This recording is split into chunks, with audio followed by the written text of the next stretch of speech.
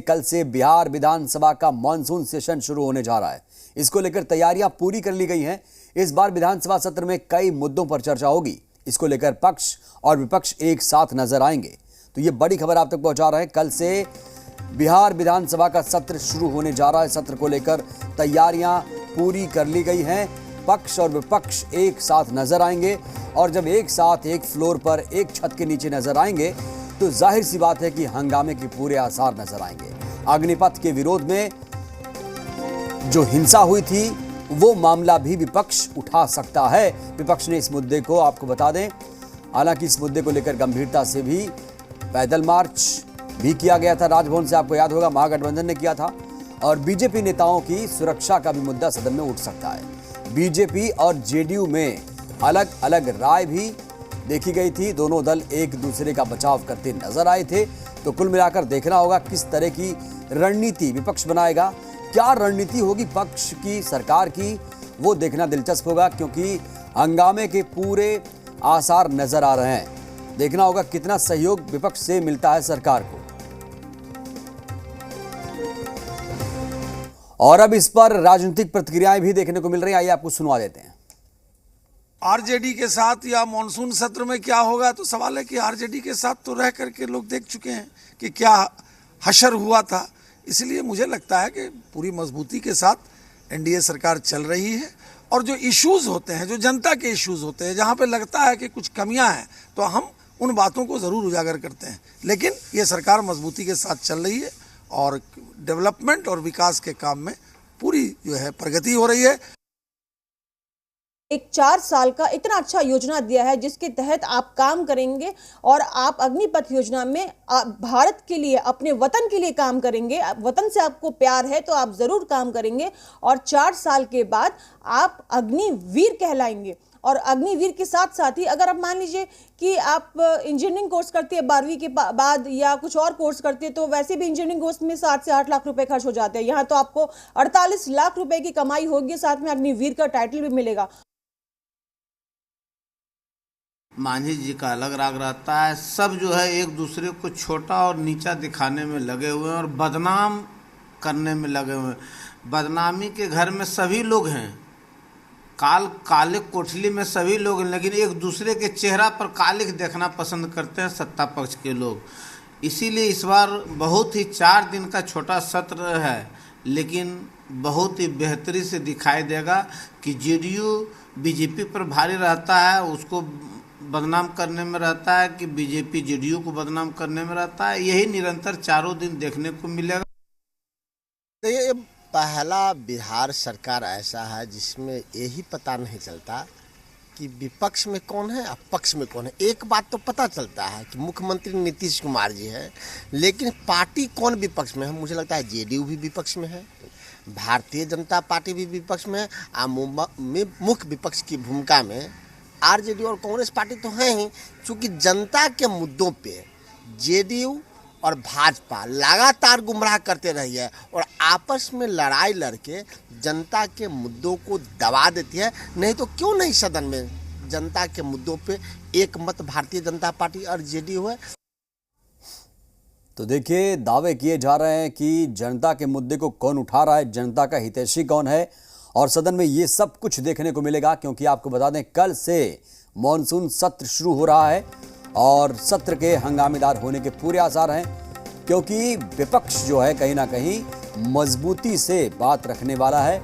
और विधायकों के सुरक्षा का मुद्दा भी आपको बता दें सदन में उठाया जाएगा, क्योंकि अग्निपथ योजना के विरोध में किस तरीके की हिंसा हुई थी, किस तरीके से विधायकों को टारगेट किया गया था। और हमने देखा था तस्वीरें कि कैसे ट्रेनों को भी आग के हवाले किया गया था। और कहा यह भी जा रहा है कि अब जो भी ट्रेनों को आग के हवाले करेगा उसके खिलाफ गंभीर धाराओं में केस दर्ज किया जाएगा, कड़ी कार्रवाई की जाएगी। तो सत्र को लेकर आपको बता दें तैयारियां पूरी कर ली गई हैं और कल से सत्र शुरू होने जा रहा है। हालांकि ये सत्र जून में ही शुरू हो रहा है। वैसे तो जो मॉनसून सेशन होता है जुलाई से शुरू होता है, लेकिन बिहार में जो मॉनसून सेशन है वो जून में ही शुरू हो रहा है। और चलिए आपको सुनवाते हैं ललन सिंह ने इस पूरे मुद्दे पर क्या प्रतिक्रिया दिया, ये सुनते हैं। केंद्र सरकार द्वारा अग्निपथ योजना लागू करने की घोषणा के साथ बिहार सहित देश के अन्य राज्यों के छात्रों और नौजवानों में असंतोष का भाव उभरा है। जगह जगह हिंसक घटनाएं हो रही हैं। केंद्र सरकार को अविलंब इस पर संज्ञान लेना चाहिए और इसके साथ साथ इस पर पुनर्विचार करना चाहिए, अथवा अगर यह संभव नहीं हो तो छात्रों और नौजवानों को आश्वस्त करना चाहिए कि इसके बावजूद उनके भविष्य पर इसका कोई प्रतिकूल असर नहीं होगा। तो तैयारियां पूरी कर ली गई हैं। कल से सेशन शुरू हो रहा है और ज्यादा जानकारी के साथ हमारे संवाददाता बिहार विधानसभा से सीधे लाइव जुड़ रहे हैं नवजीत। नवजीत, बताइए सत्र के बारे में विस्तार से, कितने दिन का रहेगा और क्या तैयारियां की गई हैं, क्या क्या मुद्दे उठाए जाएंगे?